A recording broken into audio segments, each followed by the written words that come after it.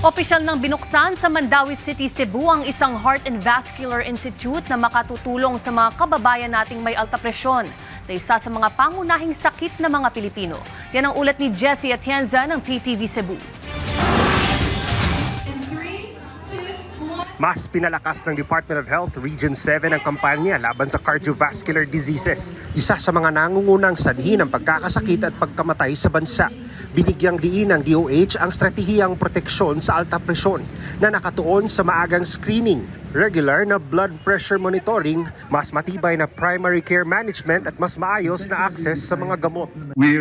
We also highlight the Department of Health strategy called Proteksyon sa Alta Presyon, a focused effort to prevent, detect, and control hypertension as a major risk factor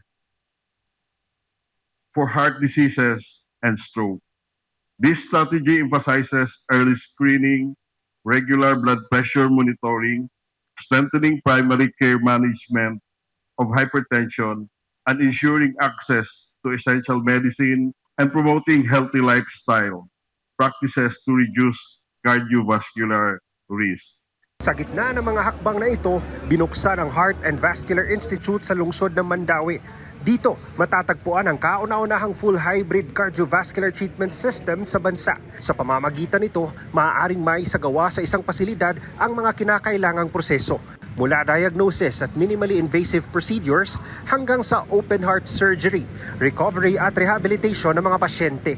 The place is the first in the Philippines because we're able to provide full hybrid OR suite with cath lab system. So I would say this place is unique because you can do all the tests in one area.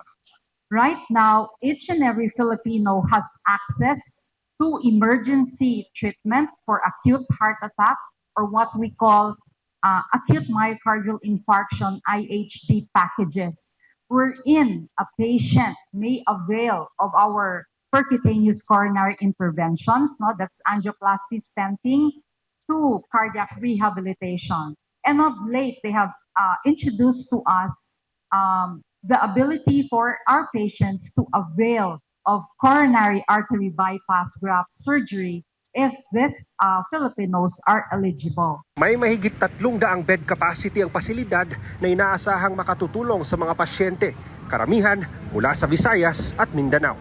Mula sa PTV Cebu, Jessie Atienza para sa Pambansang TV sa Bagong Pilipinas.